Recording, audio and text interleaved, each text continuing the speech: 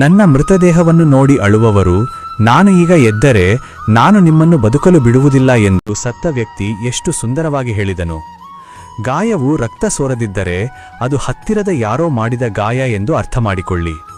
ಇತ್ತೀಚಿನ ದಿನಗಳಲ್ಲಿ ಸಂಬಂಧಗಳು ಉದ್ಯೋಗಗಳಂತೆ ಮಾರ್ಪಟ್ಟಿವೆ. ಉತ್ತಮ ಕೊಡುಗೆ ನೀಡಿದ ತಕ್ಷಣ ಅವು ಬದಲಾಗುತ್ತವೆ. ಸರ್, ಇದು ದೇವರ ಯುಗ. ಒಬ್ಬ ವ್ಯಕ್ತಿ ಬಿದ್ದಾಗ ನಗು ಬರುತ್ತದೆ ಮತ್ತು ಮೊಬೈಲ್ ಫೋನ್ ಬಿದ್ದರೆ ಜೀವನ ಕಳೆದು ಹೋಗುತ್ತದೆ. ಯಾರಾದರೂ ಜೀವಂತವಾಗಿರುವಾಗ ಅವರನ್ನು ಯಾರು ಗೌರವಿಸುತ್ತಾರೆ? ಒಬ್ಬ ವ್ಯಕ್ತಿಯನ್ನು ಅಮೂಲ್ಯರನ್ನಾಗಿ ಮಾಡುವುದು ಸಾವು. ಮೂರ್ಖರೇ, ಎಚ್ಚರಿಕೆಯಿಂದ ನಡೆಯಿರಿ. ಇಲ್ಲಿ ಜನರು ದೇವರನ್ನು ಸಹ ಮೋಸ ಮಾಡುತ್ತಾರೆ. ಹಾಗಾದರೆ ಹೆಮ್ಮೆ ಮತ್ತು ಹಸಿವು ಬೆಳೆದಾಗ ನಿಮ್ಮ ಮೌಲ್ಯವೇನು? ಆಗ ಒಬ್ಬ ವ್ಯಕ್ತಿಯು ಯಾರನ್ನೂ ತಬ್ಬಿಕೊಳ್ಳಲು ಸಾಧ್ಯವಿಲ್ಲ. ಜೀವನದ ಕಹಿ ಪಾಠಗಳನ್ನು ಹೆಚ್ಚಾಗಿ ಸಿಹಿ ಪದಗಳ ಪಾದಗಳ ಮೂಲಕ ಮಾತ್ರ ಕಲಿಯಲಾಗುತ್ತದೆ. ಸ್ವಾರ್ಥದ ವಸಾಹತಿನಲ್ಲಿ ಅರಿತುಕೊಳ್ಳುವುದು ಸಹ ಪಾಪ. ಈಜುವುದನ್ನು ಕಲಿಸುವವನು ಮುಳುಗಲು ಸಿದ್ಧ. ಬೋಧನೆಯು ಜೀವನದಲ್ಲಿ ಒಂದು ವಿಚಿತ್ರ ಸಂದಿಗ್ಧತೆ. ನೀವು ಸುಳ್ಳು ಹೇಳಿದರೆ ದೇವರು ಕೋಪಗೊಳ್ಳುತ್ತಾರೆ, ಅದು ಸಂಭವಿಸುತ್ತದೆ. ಮತ್ತು ನೀವು ಸತ್ಯವನ್ನು ಹೇಳಿದರೆ ನಿಮ್ಮ ಪ್ರೀತಿಪಾತ್ರರು ಕೋಪಗೊಳ್ಳುತ್ತಾರೆ. ಗೀತೆ ಮತ್ತು ಕುರಾನ್ ಎಂದಿಗೂ ತಮ್ಮೊಳಗೆ ಜಗಳವಾಡುವುದಿಲ್ಲ. ಅವು ಅಸ್ತಿತ್ವದಲ್ಲಿಲ್ಲ ಮತ್ತು ಅವುಗಳನ್ನು ಎಂದಿಗೂ ಓದದವರು ಮಾತ್ರ ಅವರಿಗಾಗಿ ಹೋರಾಡುತ್ತಾರೆ. ನಿರ್ಜೀವ ವಸ್ತುಗಳು ದೂಷಿಸುವುದು ಎಷ್ಟು ಸುಲಭ. ಜನರು ರಹಸ್ಯವಾಗಿ ಕೇಳಿ ಮತ್ತು ಹೇಳುತ್ತಾರೆ. ಗೋಡೆಗಳಿಗೂ ಕಿವಿಗಳಿವೆ. ಹಣ ಹೇಳುತ್ತದೆ, ನಾನು ಪ್ರತಿದಿನ ಹೊಸ ಸಂಬಂಧಗಳನ್ನು ಮಾಡಿಕೊಳ್ಳುತ್ತೇನೆ, ಆದರೆ ನಾನು ಹಳೆಯ ಮತ್ತು ನಿಜವಾದ ಸಂಬಂಧಗಳನ್ನು ಹಾಳು ಮಾಡುತ್ತೇನೆ. ಸ್ನೇಹಿತರೆ, ಒಬ್ಬ ವ್ಯಕ್ತಿ ಎಂದಿಗೂ ಗುಂಪಿನಲ್ಲಿರುವುದಿಲ್ಲ. ಒಬ್ಬ ವ್ಯಕ್ತಿಯು ಒಂಟಿಯಾಗಿರುವಾಗ ಅವನು ಒಂದು ಕೋಟ. ಈ ಜಗತ್ತಿನಲ್ಲಿ ಯಾರೂ ಯಾರೊಂದಿಗಾದರೂ ಸಹಾನುಭೂತಿ ತೋರಿಸದಿರುವುದು ಒಂದು ದೊಡ್ಡ ವಿಷಾದ. ಶವಾಗಾರದಲ್ಲಿ ಶವವನ್ನು ಬಿಟ್ಟು ನಿಮ್ಮ ಸ್ವಂತ ಜನರು ಕೇಳುತ್ತಾರೆ, ನಿಮ್ಮ ಕಾಲಿನ ಮೇಲೆ ಹಿಂತಿರುಗಲು ಎಷ್ಟು ಸಮಯ ತೆಗೆದುಕೊಳ್ಳುತ್ತದೆ? ನಿಂತು ಸಾಯುವುದು ನಿಮ್ಮ ಮೊಣಕಾಲುಗಳ ಮೇಲೆ ಬದುಕುವುದಕ್ಕಿಂತ ಕೆಟ್ಟದಾಗಿದೆ. ಜನರು ನೀವು ಉತ್ತಮವಾಗಿ ಮಾಡಬೇಕೆಂದು ಬಯಸುತ್ತಾರೆ, ಆದರೆ ನೀವು ಅವರಿಗಿಂತ ಉತ್ತಮವಾಗಿ ಮಾಡಬೇಕೆಂದು ಅವರು ಎಂದಿಗೂ ಬಯಸುವುದಿಲ್ಲ. ಅದು ಕಹಿಯಾಗಿರುವುದು ಬೇವಿನ ಮರದ ತಪ್ಪಲ್ಲ, ಅದು ಸಿಹಿಯನ್ನು ಪ್ರೀತಿಸುವುದು ಜೀವಿಯ ಸ್ವಾರ್ಥ. ನೀವು ಯಶಸ್ವಿಯಾಗಲು ಬಯಸಿದರೆ ನೀವು ನಿಮ್ಮ ಗಮ್ಯಸ್ಥಾನವನ್ನು ತಲುಪಬೇಕು. ನಿಮ್ಮ ಸ್ನೇಹಿತರ ಮೇಲೆ ನಿಗಾ ಇರಿಸಿ. ಕಾಗೆ ಬಡಿಯುವ ಸದ್ದು ಎಂದಿಗೂ ನಿಲ್ಲುವುದಿಲ್ಲ. ಬಿದ್ದು ನೋಡಿ, ಯಾರೂ ನಿಮ್ಮನ್ನು ಎತ್ತಿಕೊಳ್ಳಲು ಬರುವುದಿಲ್ಲ. ಎದ್ದು ನೋಡಿ, ಎಲ್ಲರೂ ನಿಮ್ಮನ್ನು ಬೀಳಿಸುತ್ತಾರೆ. ಸುಂದರವಾದ ಮುಖವೂ ಸಹ ಬೀಳುತ್ತದೆ. ಬಲಿಷ್ಠವಾದ ದೇಹವೂ ಸಹ ವಯಸ್ಸಾಗುತ್ತದೆ ಮತ್ತು ದುರ್ಬಲವಾಗುತ್ತದೆ. ಒಂದು ದಿನ ಅದರ ಸ್ಥಿತಿಯೂ ಸಹ ಕೊನೆಗೊಳ್ಳುತ್ತದೆ. ಆದರೆ ಒಳ್ಳೆಯ ವ್ಯಕ್ತಿ ಯಾವಾಗಲೂ ಒಳ್ಳೆಯವನಾಗಿರುತ್ತಾನೆ. ಆಹಾರ ಧಾನ್ಯಗಳ ಕ್ಷಾಮವಿದ್ದರೆ ಮಾನವೀಯತೆ ಸಾಯುತ್ತದೆ, ಆದರೆ ಮೌಲ್ಯಗಳ ಕ್ಷಾಮವಿದ್ದರೆ ಮಾನವೀಯತೆ ಸಾಯುತ್ತದೆ. ಪ್ರತಿಯೊಬ್ಬ ಮನುಷ್ಯನಿಗೂ ಕೆಲವು ಪ್ರತಿಭೆ ಇರುತ್ತದೆ, ಆದರೆ ಆಗಾಗ್ಗೆ ಜನರು ಅದನ್ನು ಇತರರಂತೆ ಆಗಲು ವ್ಯರ್ಥ ಮಾಡುತ್ತಾರೆ. ಸ್ನೇಹಿತರೆ, ಮೌನವು ವ್ಯಕ್ತಿಯ ದೌರ್ಬಲ್ಯವಲ್ಲ, ಅದು ಅವನ ಶ್ರೇಷ್ಠತೆ. ಅದನ್ನು ಸಹಿಸಬಲ್ಲವನು, ಮಾತನಾಡಲು ತಿಳಿದಿರುವವನಿಗೆ ಮಾತನಾಡಲು ತಿಳಿದಿರುತ್ತದೆ. ಅವನ ಉದ್ದೇಶವೆಂತಹದೋ ಅವನ ಕಥೆಯೂ ಹಾಗೆಯೇ. ಕೆಲವರು ಪಕ್ಷಿಗಳಿಗಾಗಿ ಬಂದೂಕುಗಳನ್ನಿಟ್ಟುಕೊಳ್ಳುತ್ತಾರೆ, ಕೆಲವರು ಪಕ್ಷಿಗಳಿಗೆ ನೀರಿಡುತ್ತಾರೆ. ಜಗತ್ತಿನಲ್ಲಿ ಎಲ್ಲವೂ ಎಡವಿ ಬಿದ್ದ ನಂತರ ಮುರಿಯುತ್ತದೆ. ಯಶಸ್ಸು ಮಾತ್ರ ಸ್ನೇಹಿತರೆ. ಉದ್ದೇಶ ಒಳ್ಳೆಯದಾಗಿದ್ದರೆ ಅದೃಷ್ಟ ಎಂದಿಗೂ ಕೆಟ್ಟದಾಗಲು ಸಾಧ್ಯವಿಲ್ಲ. ಹತ್ತುತ್ತಿರುವ ವ್ಯಕ್ತಿ ಬಗ್ಗಿದ ಕಾಲಿನಂತೆ ನಡೆಯುತ್ತಾನೆ ಮತ್ತು ಇಳಿಯುತ್ತಿರುವ ವ್ಯಕ್ತಿ ಬಗ್ಗಿದ ಕಾಲಿನಂತೆ ನಡೆಯುತ್ತಾನೆ. ಯಾರಾದರೂ ಬಗ್ಗಿದ ಕಾಲಿನಂತೆ ನಡೆಯುತ್ತಿದ್ದರೆ ಅವರು ಹೆಚ್ಚಿನ ಎತ್ತರಕ್ಕೆ ಹೋಗುತ್ತಿದ್ದಾರೆ ಎಂದರ್ಥ, ಮತ್ತು ಯಾರಾದರೂ ಕೆಳಗೆ ನಡೆಯುತ್ತಿದ್ದರೆ ಅವರು ಕೆಳಕ್ಕೆ ಹೋಗುತ್ತಿದ್ದಾರೆ ಎಂದರ್ಥ. ಹೆಮ್ಮೆಯ ಶಕ್ತಿಯು ದೆವ್ವವನ್ನು ಸಹ ಪರಿವರ್ತಿಸಬಹುದು, ಮತ್ತು ನರ್ಮದಾ ನದಿ ಸಾಮಾನ್ಯ ವ್ಯಕ್ತಿಯನ್ನು ಸಹ ದೇವತೆಯನ್ನಾಗಿ ಮಾಡಬಹುದು. ಯಾರೇ ಏನೇ ಹೇಳಲಿ ಅವರಿಗೆ ಏನೂ ಆಗುವುದಿಲ್ಲ. ಇದು ಸಮಯ ಮತ್ತು ಸಮಯದ ವಿಚಾರ. ಎಲ್ಲರ ಅದೃಷ್ಟ ಬರುತ್ತದೆ. ಪ್ರಾರ್ಥನೆಯಿಂದ ಯಾರಿಗೆ ಲಾಭ? ನಾವು ಬಿತ್ತಿದ್ದನ್ನು ಮಾತ್ರ ನಾವು ಪಡೆಯುತ್ತೇವೆ. ಕಷ್ಟದ ಸಮಯದಲ್ಲಿ ನಮ್ಮನ್ನು ತ್ಯಜಿಸುವ ಯಾರಾದರೂ, ಅವರು ಎಷ್ಟು ಹತ್ತಿರವಿದ್ದರೂ ಸಹ ಒಂದೇ ಕಾರಣಕ್ಕೆ ನಮ್ಮ ಹೃದಯದಿಂದ ದೂರವಾಗುತ್ತಾರೆ. ಅವನ ಸ್ವಂತ ಜನರು ಅವನನ್ನು ತಪ್ಪಾಗಿ ಅರ್ಥ ಮಾಡಿಕೊಳ್ಳಲು ಪ್ರಾರಂಭಿಸಿದಾಗ ಒಬ್ಬ ವ್ಯಕ್ತಿಯು ಒಂಟಿಯಾಗುತ್ತಾನೆ.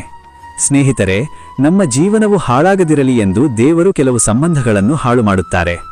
ಸಂಬಂಧಗಳಿಗಿಂತ ಹೆಚ್ಚು ಹೆಮ್ಮೆ ಇರುವವರನ್ನು ನಿಮ್ಮ ಹೃದಯದಿಂದ ದೂರವಿಡಿ. ಜನರನ್ನು ನಿಮ್ಮ ಹೃದಯದಿಂದ ದೂರವಿಡಿ. ತಪ್ಪುಗಳನ್ನು ಮರೆತುಬಿಡಿ. ಆದರೂ ಕಲಿತ ಪಾಠಗಳನ್ನು ಎಂದಿಗೂ ನೆನಪಿನಲ್ಲಿಡಿ. ಕಷ್ಟದ ಸಮಯದಲ್ಲಿ ನಿಮ್ಮ ಜೊತೆ ನಿಂತ ಸಂಬಂಧಗಳಿಗೆ ಮಾತ್ರ ಬೆಲೆ ಕೊಡಿ. ಸತ್ತವರಿಗಾಗಿ ಅಳುವ ಸಾವಿರಾರು ಜನರನ್ನು ನೀವು ಕಾಣಬಹುದು, ಆದರೆ ಜೀವಂತವನ್ನು ಅರ್ಥಮಾಡಿಕೊಳ್ಳುವವರನ್ನು ನೀವು ಹುಡುಕಲು ಸಾಧ್ಯವಿಲ್ಲ. ನಿಮ್ಮ ಉದ್ದೇಶಗಳು ಮತ್ತು ಆಲೋಚನೆಗಳು ಒಳ್ಳೆಯದಾಗಿರಬೇಕು. ಯಾರಾದರೂ ದಯವಿನ ಮಾತುಗಳನ್ನು ಹೇಳಬಹುದು. ನೀವು ಪ್ರತಿ ಸಲ ಮುರಿದಾಗಲೂ ಅವರನ್ನು ಒಂಟಿಯಾಗಿ ಮುರಿಯಿರಿ, ಏಕೆಂದರೆ ಈ ಜಗತ್ತು ಆ ದೃಶ್ಯವನ್ನು ನೋಡುವುದಲ್ಲಿ ಪರಿಣಿತಿ ಹೊಂದಿದೆ. ಯಾರಾದರೂ ನಿಮ್ಮ ನಂಬಿಕೆಯನ್ನು ಮುರಿದರೆ ಅವರಿಗೆ ನಿಮ್ಮ ಹೃದಯದ ತಳದಿಂದ ಧನ್ಯವಾದಗಳನ್ನು ಹೇಳಿ, ಏಕೆಂದರೆ ಇವರೇ ನಿಮಗೆ ತಿಳಿಸಿಕೊಡುವ ಜನರು ನಂಬಿಕೆಯನ್ನು ಚಿಂತನಾಶೀಲವಾಗಿ ನೀಡಬೇಕು. ಎಲ್ಲರಿಗೂ ಮರೆಯಲು ಚೆನ್ನಾಗಿ ಗೊತ್ತಿದೆ, ಆದರೆ ಯಾವಾಗ ಮತ್ತು ಏನು ಹೇಳಬೇಕೆಂದು ಬಹಳ ಕಡಿಮೆ ಜನರಿಗೆ ಗೊತ್ತಿದೆ. ನನ್ನ ನ್ಯೂನತೆಗಳನ್ನು ಅವರು ತಮ್ಮನ್ನು ತಾವು ಚಿತ್ರಿಸಿಕೊಳ್ಳುವ ರೀತಿಯಲ್ಲಿ ವಿವರಿಸುತ್ತಾರೆ ಎಂದು ಕೆಲವರಿಗೆ ಮಾತ್ರ ಗೊತ್ತಿದೆ. ಅವರು ಸುಂದರವಾಗಿರಬಹುದು ಅಥವಾ ಇರದಿರಬಹುದು, ಆದರೆ ಅವರ ಮಾತುಗಳು ಸುಂದರವಾಗಿರಬೇಕು, ಏಕೆಂದರೆ ಜನರು ಮುಖಗಳನ್ನು ಮರೆತುಬಿಡುತ್ತಾರೆ, ಆದರೆ ಅವರು ಎಂದಿಗೂ ಮಾತುಗಳನ್ನು ಮರೆಯುವುದಿಲ್ಲ. ಸುಳ್ಳು ಹೇಳುವುದು ತುಂಬಾ ವಿಚಿತ್ರ. ನೀವು ಏನಾದರೂ ಹೇಳಿದರೆ ಅದು ಒಳ್ಳೆಯದೆನಿಸುತ್ತದೆ, ಆದರೆ ಇತರರು ಹೇಳಿದರೆ ಅದು ಅವರನ್ನು ಕೋಪಗೊಳಿಸುತ್ತದೆ. ದುರ್ಬಲ ಸ್ಮರಣೆಯೂ ಸಹ ತುಂಬಾ ಕೆಟ್ಟದ್ದು. ಎಲ್ಲವನ್ನೂ ನೆನಪಿನಿಟ್ಟುಕೊಳ್ಳುವವರು ಚಂಚಲರು. ಎಲ್ಲರೂ ತಮ್ಮ ಪೇತ್ರಾಭಪೇತ್ರರ ಸಲಹೆಯನ್ನು ದ್ವೇಷಿಸುತ್ತಾರೆ, ಆದರೆ ಎಲ್ಲರೂ ತಮ್ಮ ಪೇತ್ರಾಭಪೇತ್ರರ ಬಯಕೆಯನ್ನು ಪ್ರೀತಿಸುತ್ತಾರೆ. ಮನೆಯಲ್ಲಿ ಕೆಲವು ಜವಾಬ್ದಾರಿಗಳು ನಿಮ್ಮನ್ನು ನಿದ್ರಾಹೀನರನ್ನಾಗಿ ಮಾಡಬಹುದು. ರಾತ್ರಿಯಲ್ಲಿ ಜೈನರಾಗಿರುವ ಪ್ರತಿಯೊಬ್ಬರೂ ಪ್ರೇಮಿಗಳಲ್ಲ ಸ್ನೇಹಿತರೆ. ಯಾರು ಹತ್ತಿರವಿದ್ದಾರೆ ಎಂದು ತಿಳಿಯಲು ಒಬ್ಬರು ತುಂಬಾ ದೂರ ಹೋಗಬೇಕಾಗುತ್ತದೆ. ಜಗತ್ತಿನಲ್ಲಿ ಅಗ್ಗದ ವಿಷಯ ಸಲಹೆ. ನೀವು ಒಬ್ಬರಿಂದ ಮಾವು ಪಡೆದರೆ ನಿಮಗೆ 1000 ಸಿಗುತ್ತದೆ. ಸಹಾಯ ವಿಶ್ವದಲ್ಲಿ ಅತ್ಯಂತ ದುಬಾರಿ ವಸ್ತು. ಯಾರಾದರೂ ಮಾವು ನೀಡುತ್ತಾರೆ, ಆದರೆ ಸತ್ಯವಂತ ವ್ಯಕ್ತಿಯು ಸುಳ್ಳನಿಗಿಂತ ಹೆಚ್ಚಿನದನ್ನು ವಿವರಿಸಬೇಕಾಗುತ್ತದೆ. ಸ್ನೇಹಿತರೆ, ನಿಮ್ಮ ವಯಸ್ಸು ಅಥವಾ ಸಂಪತ್ತಿನ ಬಗ್ಗೆ ಎಂದಿಗೂ ಹೆಮ್ಮೆ ಪಡಬೇಡಿ, ಏಕೆಂದರೆ ಎಣಿಸಬಹುದಾದ ಸಂಖ್ಯೆಯು ಕೊನೆಗೊಳ್ಳುವುದು ಖಚಿತ. ನೀವು ಪ್ರೀತಿಗೆ ಬೀಳಬೇಕಾದರೆ ಪುಸ್ತಕಗಳನ್ನು ಪ್ರೀತಿಸಿ, ಅವು ವಿಶ್ವಾಸಘಾತಕಿಗಳಾಗಿದ್ದರೂ ಸಹ. ಅವಳು ಹಾಗೆ ಮಾಡಿದರೆ ಅವಳು ನಿಮ್ಮನ್ನು ಸಮರ್ಥಳನ್ನಾಗಿ ಮಾಡುತ್ತಾಳೆ ಮತ್ತು ನಿಮ್ಮನ್ನು ಬಿಟ್ಟು ಹೋಗುತ್ತಾಳೆ. ಶೈಲಿಯಿಂದ ವ್ಯಕ್ತಿಯ ಅಸ್ತಿತ್ವವನ್ನು ಕುಡಿಯಬೇಡಿ. ಆಗಾಗ್ಗೆ ನಮಗೆ ಆಳವಾದ ಚಿಂತನೆಗಳಿರುತ್ತವೆ. ನಮ್ಮ ಜೀವನದಲ್ಲಿ ನಕಾರಾತ್ಮಕ ಚಿಂತನೆಯನ್ನು ನಾವು ತಕ್ಷಣವೇ ಬದಲಾಯಿಸಬೇಕು, ಏಕೆಂದರೆ ನಿಮ್ಮ ಆಲೋಚನೆ ಸಕಾರಾತ್ಮಕವಾಗಿದ್ದಾಗ ಆಗ ಮಾತ್ರ ನೀವು ಯಶಸ್ಸನ್ನು ಕಾಣತೊಡಗುತ್ತೀರಿ. ನೀವು ಜೀವನಕ್ಕೆ ಎಷ್ಟು ನೀಡಿದ್ದೀರಿ ಎಂಬುದು ಮುಖ್ಯವಲ್ಲ, ಆದರೆ ನೀವು ಎಷ್ಟು ಸಂತೋಷವಾಗಿದ್ದೀರಿ ಎಂಬುದು ಮುಖ್ಯ. ಇಡೀ ಜಗತ್ತು ನಿಮ್ಮನ್ನು ದುರ್ಬಲಗೊಳಿಸಲು ಒಲವು ತೋರಿದಾಗ ಬಲಿಷ್ಠನಾಗಿರುವ ಸಂತೋಷ. ನೀವು ಜೀವನದಲ್ಲಿ ಏನಾದರೂ ಭಯಪಡುತ್ತಿದ್ದರೆ ಅದು ನಿಮ್ಮ ಮೇಲೆ ಪ್ರಾಬಲ್ಯ ಬೀರಲಿ ಬಿಡಬೇಡಿ. ಬದಲಾಗಿ ಅದರ ಮೇಲೆ ದಾಳಿ ಮಾಡಿ ನಾಶ ಮಾಡಿ.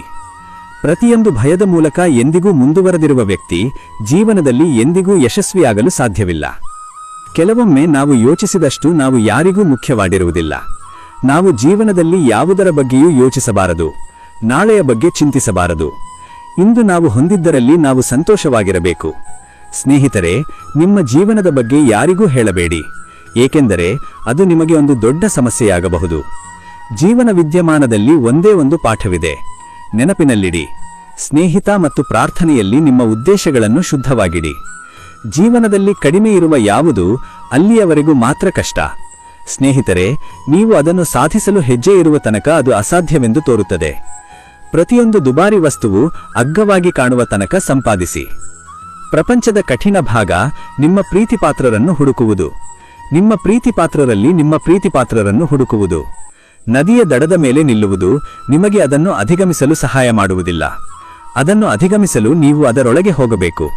ನೀವು ಜೀವನದಲ್ಲಿ ಯಾವಾಗಲೂ ಕಾಯಬಾರದು, ಏಕೆಂದರೆ ಸರಿಯಾದ ಸಮಯ, ನನ್ನ ಸ್ನೇಹಿತ, ಎಂದಿಗೂ ಬರುವುದಿಲ್ಲ.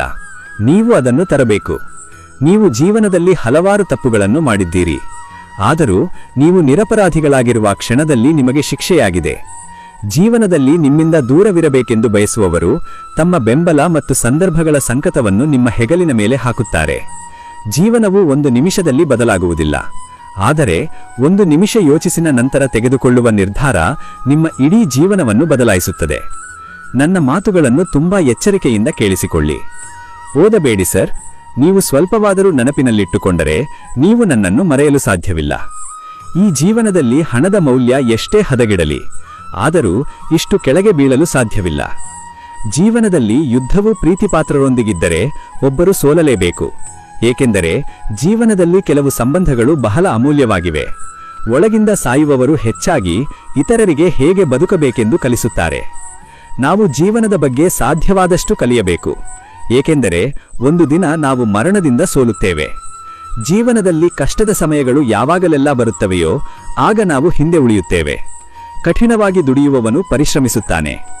ಎಲ್ಲ ಕನಸುಗಳು ಸಿಹಿಯಾಗಿರುತ್ತವೆ, ಆದರೆ ಕಣ್ಣಿನ ಕಣ್ಣೀರು ಶುದ್ಧವಾಗಿರುವುದು ಆಶ್ಚರ್ಯಕರ. ಯಾರಾದರೂ ಹೇಗೆ ಇಷ್ಟು ಅವಲಂಬಿತರಾದರು? ಯಾರನ್ನಾದರೂ ಬೆಂಬಲಿಸುವುದರ ಅರ್ಥವೇನು?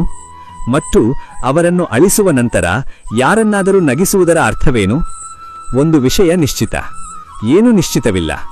ಆತ್ಮಕ್ಕೆ ಸಂಬಂಧಿಸಿದ ಸಂಬಂಧಗಳನ್ನು ದೇವತೆಗಳು ಕಾಪಾಡುತ್ತವೆ. ಅವುಗಳನ್ನು ಮುರಿಯಲು ನೀವು ಎಷ್ಟು ಪ್ರಯತ್ನಿಸಿದರೂ ಸಹ ಅವು ಇನ್ನೂ ಆಳವಾಗಿ ಬೆಳೆಯುತ್ತವೆ. ಗೋಡೆಗಳು ನನ್ನೊಂದಿಗಿವೆ ಮತ್ತು ಜನರು ಅದು ಮನೆಯ ಸುಂದರವಾದ ಗೋಡೆ ಎಂದು ಭಾವಿಸುತ್ತಾರೆ. ಆದರೆ ನಾನು ಏನು ಮಾಡಬಲ್ಲೆ? ಅದು ನಿನ್ನೆ. ನಾನು ಸತ್ಯವನ್ನೇ ಮಾತನಾಡುವ ಜನರನ್ನು ಇಷ್ಟಪಡುತ್ತೇನೆ, ಏಕೆಂದರೆ ತಮ್ಮನ್ನು ತಾವು ಮುರಿಯುತ್ತಾರೆ, ಆದರೆ ಯಾರ ಹೃದಯವನ್ನು ಮುರಿಯುವುದಿಲ್ಲ. ಸ್ನೇಹಿತರೆ, ನಾವು ಹೊಸ ವಿಚಾರದೊಂದಿಗೆ ಭೇಟಿಯಾಗುತ್ತೇವೆ.